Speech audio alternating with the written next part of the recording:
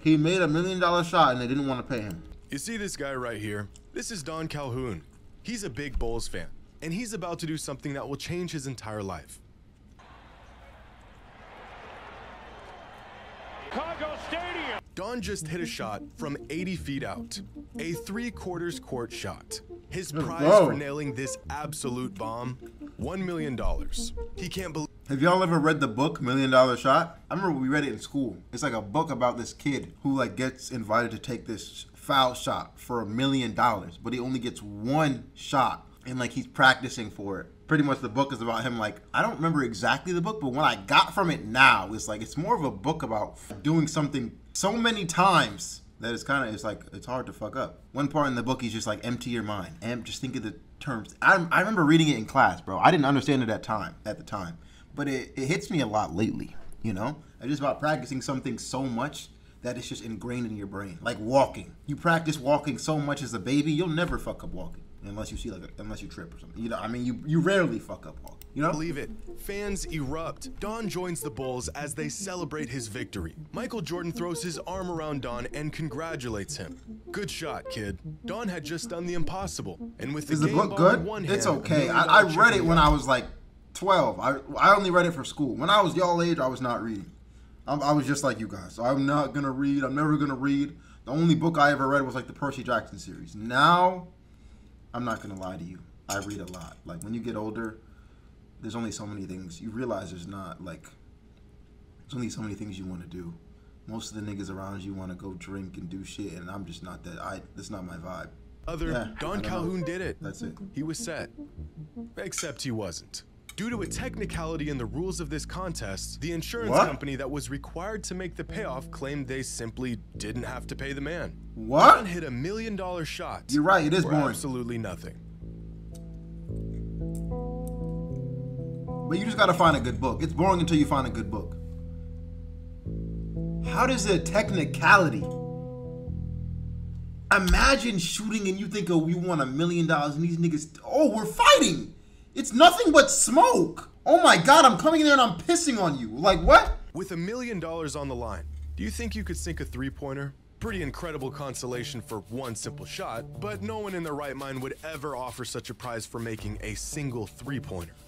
Except they did. Back in the 90s, during NBA All-Star Weekend, the league and a sponsoring company such as Foot Locker, American Express, Sony would host a contest for fans, the NBA's $1 million shot. It was one of the most anticipated side events of the entire weekend, and out of the millions of fans who entered to win a shot, only one would be chosen to take it.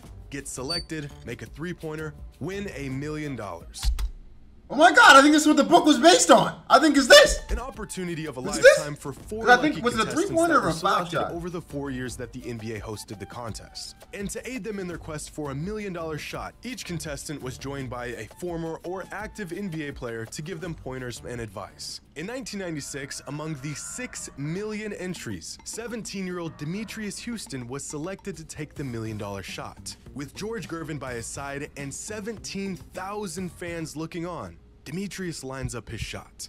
And with $1 million on the line, he clanks it off the backboard. Gervin tells the kid not to worry about it, but I'm sure he did. In 1997, a man named Jim Valente was selected to take the $1 million shot. His host and mentor for the event, NBA legend Oscar Robertson, a man who literally never made a three-pointer in his entire NBA career. But Jim was focused. It was his wife's birthday, and what better birthday gift than $1 million check? So Jim steps up to the line. He's ready. The ways in which he'll spend the $1 million already racing through his mind. Come on, I'll get Jim. that Corvette I've always wanted. That'd sure look good in a Rolex. We could Come really on, use Jim. a new deck out back. Maybe I'll get a boat. Everybody, put ones in the chat for Jim. Ones in the chat for Jim. Ones in the chat for Jim. Hold on, because I feel like he could do it. One, spam it up, spam it up. Fucking Jim. Maybe you'll get nothing.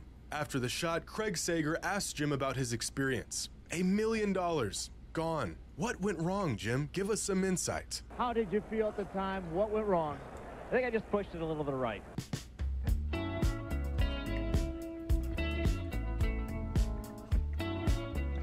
You sure did, Jim. You sure did. In 1998, a contestant named Sol Holkman was selected to take the shot. And for the first time in the contest history, a contestant actually hit the rim. Oh my Another God. year, another $1 million miss. But of all these $1 million shot events, none managed to top the one that started it all in 1995. The contestant that was chosen, 16-year-old Mike Hoban. For weeks leading up to the contest, Mike spent 2 hours a day, every day, shooting three-pointers. Accompanied by all-star Dan Marley, Mike was locked in. Going through the most meticulous shooting routine you'll ever see in your life, Mike prepares his shot by, quote, becoming one with the basket. At this point, I wouldn't be surprised if he pulled a microscope. Is this what the book is made off? Based off? Now he's taking. Hold on. I'm sorry, chat. I'm gonna keep talking about this book because he looks like a baller for real. So I'm gonna keep talking about it, but I gotta just search it up real quick.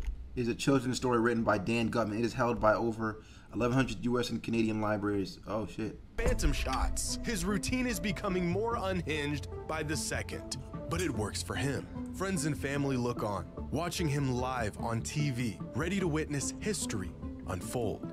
Mike is ready. He lines up the shot. He shoots. Come on. And misses the rim by 2 feet. An air ball. The How poor the kid is devastated. Friends and family are stunned. All the while, the commentator of the event doing his best to help, but instead just pours on a slew of more disappointment in the process. What? Nigga?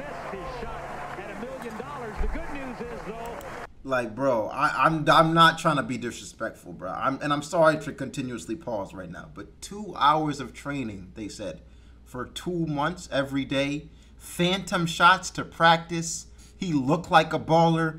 Bro looked like, and this nigga had the worst shot out of everybody before him. This nigga didn't even hit the backboard, the rim, like nothing. Nothing. Nothing. He doesn't win money, doesn't become a pro, and his college scholarship hopes stay alive. He'll go back to be the post-up player for his junior varsity team. After the shot, Sager interviews the kid, where he has the bright idea of just asking for one more shot. I wasn't really in that zone I wanted to be in, but you know, one more shot. You would like one more shot, wouldn't you? Man, I would love another shot. You'd like one more shot, wouldn't you? Right? Mike never got another shot. 4 contestants, $1 million on the line for 1 three-pointer, and 0 winners. And looking back on these contests, it's his dad probably pretty left us crazy. remarkable You are that wild. no one hit their $1 million shot. Because countless fans and contestants have hit much more difficult shots for far less money. We've all seen these contests unfold in person. A fan gets randomly chosen out of the stands to come down and try to hit a half-court shot. The prize money, nowhere near $1 million. Usually the prize is $10,000 or maybe $20,000 or a car. This Mavericks fan hit a layup, a free throw, a three-pointer, and a half-court shot in sequence without missing. Shit. An anomaly of events in this context. His For what? reward for the incredible feat, $3,000 worth of gift cards to a local furniture store. Damn! It's worse, because at a Mavs game a few years later, this woman was put to the task of sinking a half-court shot. She's rocking the dirt gear, she's feeling good, beautiful form, and drills the shot. Damn. Nothing but net. What was her prize for pulling this off, you Nah, ask? to be cooking that much, bro. Layup, foul shot, three-pointer, and half-court for $3,000. Not $3,000, chat. Not 3K. Not 3K. 3K to a furniture store, nigga. What if your house is already furnished? What if your house is already furnished? There's not many times in life where you really need furniture, nigga. Like, it's not like you're constantly buying new furniture. Like dead ass. A 65-inch flat screen TV. Oh, Absolutely appalling. bro. This guy managed to drill a half-court shot at a Blazers game years ago and won round-trip tickets to anywhere of his choice. A pretty unlikely shot from the guy, but far from impossible. What is Facts. impossible, 3K don't buy however, shit is the too. fact that another Facts. man hit the same exact shot 30 seconds later. It's clear that some people actually make these shots. So what would happen if someone actually did hit a $1 million shot? What if instead of shelling out some gift cards or a flat screen TV, a team had to actually hand over a 7-figure check to one lucky fan? Yeah. They thought nobody would make it. No one can hit that shot. It's April 14th, 1993. The Bulls are facing the Heat in Chicago. The Bulls are on a roll coming into the matchup on a 3-game win streak. MJ. At halftime, Chicago is up by 14. Jordan is killing the Heat, 22 points in the first half. It's a great time for home fans as usual, but the real spectacle is about to take place. Throughout the 93 season, the Bulls hosted a promotion for their fans. Among the 18,000 fans in attendance for any given home game, one lucky individual would be chosen to shoot a 3/4 court shot to win $1 million. Okay. At the time, and to this day even, $1 million cash prize for such an event is unheard of. But the odds of such a shot going in are so astronomically unlikely that the Bulls and the insurance company that would be responsible for paying in out the hockey, money in hockey like that would be. I would love to do it for hockey. I love hockey. I know y'all are probably like, what the fuck? I know. I'm trash on skates. I'm mad trash on ice for real. But hockey is just mad fun, bro. A lot of people I grew up with played it, so I would just play with them. Felt comfortable running the event anyways. Leading up to that Heat matchup, 19 lucky fans had attempted the halftime $1 million shot. Of the 19, 2 hit the backboard, 16 were air balls, and just 1 even hit the rim. An estimate of a fan chosen at random hitting this shot, less than 1%. And so a member of the Bulls organization went into the crowd and selected a 23-year-old local by the name of Don Calhoun. The reason for selecting him? His shoes wouldn't scuff up the floor. Hopeful, but understanding the slim odds that he faced, Don walked down to the court and prepared to take his shot. A fun halftime gimmick, something to keep the fans involved. They just slapped $1 million on there to get everyone excited, but no one will ever hit the shot anyways. Chris Hammond, vice president of SCA Promotions, a leader in the promotional contest industry, looks back on the shot saying, "The perfect contest is like the most tempting carnival game. Just feasible enough to make people think they can do it while actually being extremely difficult. You could have Steph Curry out there and still make money." Well, Mr. Hammond, it's time to pay up. Yeah. Bitch! Bitch! $1 million. You know damn well when they hit this shot, all the execs were fuming, nigga. They were fuming, nigga. They were moving in their seats. They were like, what the fuck are we about to do right now? Here at Chicago Stadium. And for Don Calhoun of Bloomington, Illinois, a $1 million thrill. In what is possibly the most inconceivable occurrence to ever happen on an NBA court, Don Calhoun drilled an 80-foot shot for $1 million. The whole place goes nuts. For a moment, it's like Don is part of this Bulls team and they just won another championship. Even the ref of the game comes over to congratulate him. The man just did the impossible. $1 million. That's more than half the guys on this roster made that year. Damn. With the job complete, Don heads over to snap a photo with the check in one hand and the game ball in the other. Alright, be safe. At least that's what he thought.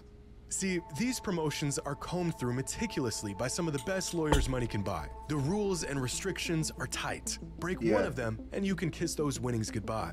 Like Don what? Calhoun broke one of the rules. Not intentionally or anything, but among the stipulations of this promotion, one of them states that the contestant could not have played organized basketball within 5 years of the contest. And just 3 years prior to this. Dead ass? Dead ass?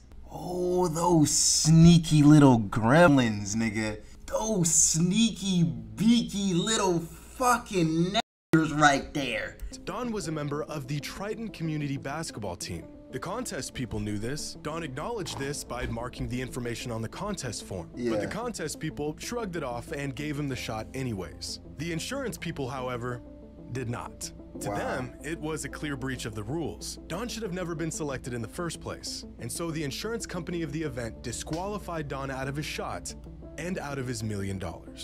When news broke that the now local legend would not be receiving his money, fans were livid. As reports on the event grew, fan outrage grew with it. And within a week, the Bulls organization was under so much local pressure that they held a press conference announcing that they actually had a change of heart and they would pay up. A very strange and inexplicable decision considering their stance just a few days prior. Don's $1 million split into 20 payments over the next 20 years. His first check for $50,000 was sent out that week.